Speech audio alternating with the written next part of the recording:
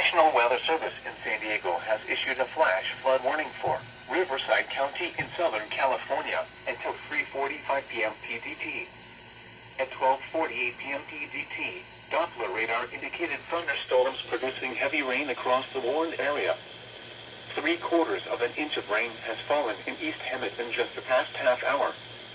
Flash flooding is ongoing or expected to begin shortly.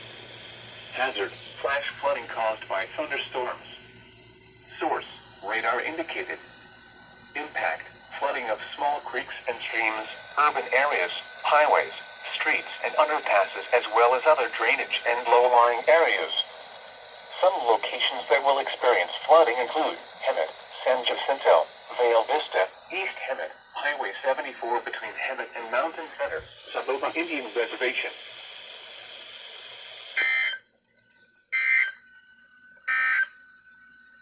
Coastal Weather Well, that was the Observation second at 10 one. a.m. Huntington